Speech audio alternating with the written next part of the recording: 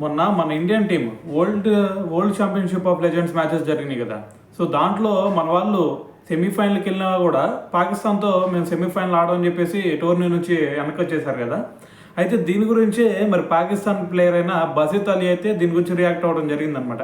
అయితే అతను ఏమంటున్నాడు అంటే, ఇప్పుడు ఎలాగైతే మొన్న ఇది వరల్డ్ ఛాంపియన్షిప్ ఆఫ్ లెజెండ్స్ లీగ్లో మరి పాకిస్తాన్ మీద ఇండియా ఆడలేదో, రేపు రాబోయే ఏషియా కప్లో కూడా ఇండియా పాకిస్తాన్ మీద ఆడకుండా ఉంటేనే చాలా బాగుండిద్ది అని చెప్పేసి కొన్ని కామెంట్స్ చేశాడు అనమాట.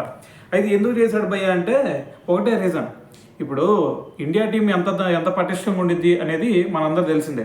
మరి పాకిస్తాన్ టీం చూసుకుంటే రీసెంట్గా వాళ్ళ పర్ఫార్మెన్స్ చూస్తుంటే చాలా దారుణంగా అనిపిస్తుంది. ఎందుకంటే మొన్న ఆల్రెడీ వెస్టిండీస్ టీం మీద కూడా మనం చూసాం కదా, కేవలం 92 రన్స్ మాత్రమే వాళ్ళు ఆల్అౌట్ అయ్యారు.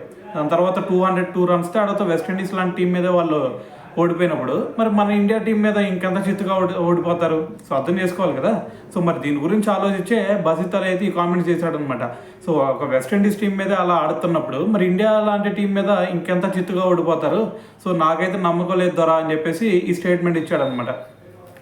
అయితే మరి ఇది ఉన్న తర్వాత చాలామంది ఇండియన్ క్రికెట్ ఫ్యాన్స్ అందరూ కూడా చాలా కరెక్ట్గా చెప్పాడు అని చెప్పేసి కామెంట్ చేస్తూ ఉంటే, పాకిస్తాన్ మీడియా అలాగే పాకిస్తాన్ క్రికెట్ అభిమానులు అందరూ కూడా అతని మీద విమర్శలు గుప్పెత్తడం స్టార్ట్ చేశారనమాట. ఎందుకంటే వాళ్ళు నిజాన్ని ఎప్పుడు కూడా యాక్సెప్ట్ చేయరు కదా.